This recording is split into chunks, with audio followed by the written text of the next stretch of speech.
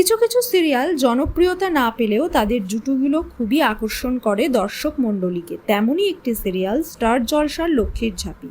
প্রথম থেকেই দীপ অর্থাৎ সৌরভ এবং ঝাঁপি অর্থাৎ শুভস্মিতার রসায়ন নজর কেড়েছিল দর্শকদের। ইতিউতি শোনা গেছিল শুটিংয়ের বাইরেও নিজেদের মতো সময় কাটান, সেটেও ক্যামেরার পিছনে টাইমস কাটান তারা। যদিও শুভস্মিতা বলেছিলেন তাদের বন্ধুত্ব এবং বোঝাপড়া খুবই মজবুত, এর বাইরে কিছুই নয়। তবে সৌরভের মাকে নিয়ে নায়িকার বিশেষ পোস্ট জল্পনা আরও জোরালো করেছিল। চুপিসারে দুই বাড়ির অনুমতিতে আশীর্বাদ এবং এনগেজমেন্ট পর্ব সেরে ফেলেন।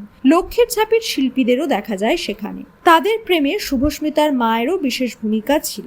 আশীর্বাদ এবং এনগেজমেন্টের পর আইবুড়ো ভাত পর্ব আরম্ভ করলেন নতুন দম্পতি। সিরিয়ালের সেট থেকেই আইবুড়ো ভাত খাওয়া শুরু করলেন। সৌরভ বলেন, আশীর্বাদের আগের দিন তারা শুটিং থেকে ছুটি চেয়েছিলেন, কিন্তু কাজের চাপে স্টুডিওতে যেতেই হয়েছিল। 3-4 ঘন্টার জন্য গেছিলেন। ধারাবাহিকের টিম একটা ট্রিট দিয়েছিল দুজনকে। সেটা আইবুড়ো ভাত নয়, আইবুড়ো স্ন্যাক্স, জুস, প্রোটিন শেক এবং ফ্রাইড আইটেমস ছিল।